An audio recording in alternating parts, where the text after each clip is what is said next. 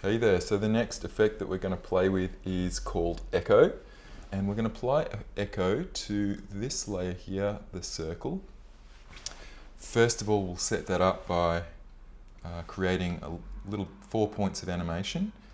So I'm going to hit P on the keyboard to bring down the position property, and I'm going to start the animation here, I think, and I'm going to move to 1 second, and I'm going to move my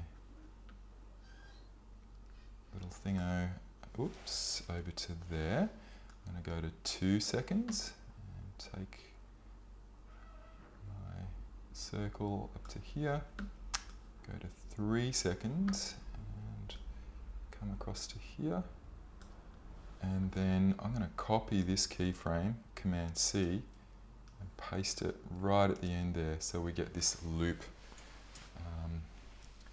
And our element will move around that circle. Now I'm going to select these keyframes and try this. I'm going to right click on them and go to Rove Across Time.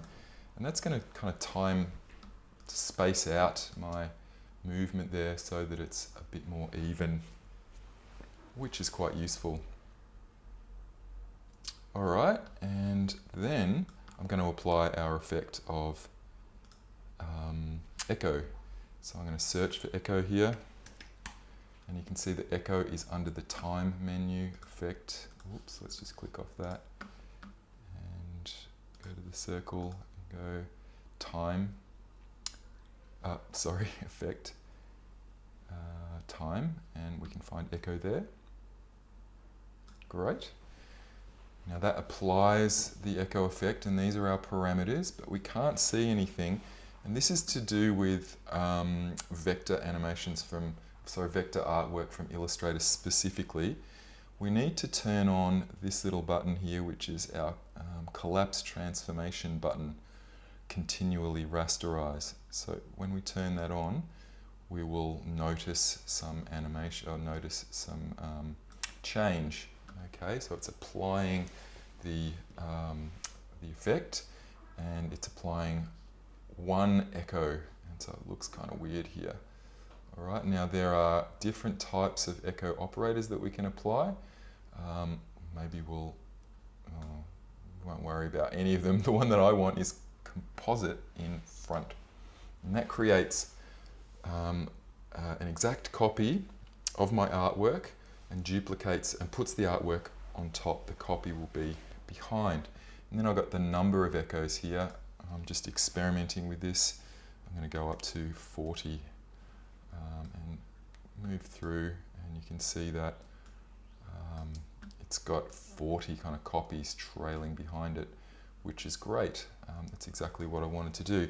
Now, depending on the look, I like this, or for this artwork, the hard kind of echo is good, but you can have an amount of decay, like if you want to make it really echoey, you can do that. And you can also change the starting intensity, and you can change the number of echoes in time. Currently it's set to -0.033. This is like, I suppose, how far apart the echoes are. I'm going to change that value to -0.01 to start with, and that might be a little bit too close together. -0.02 is what I'm going to go for, and that's looking kind of more what I designed. And I'm going to hit the play button, and that's looking good. I reckon I could have more echoes than that, maybe 60.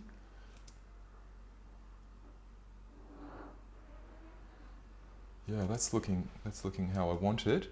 One thing I will do is I'm going to keyframe the number of echoes.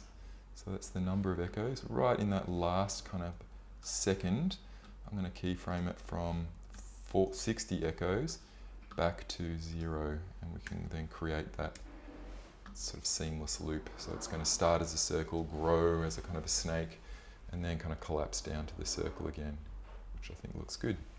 So that's the echo effect.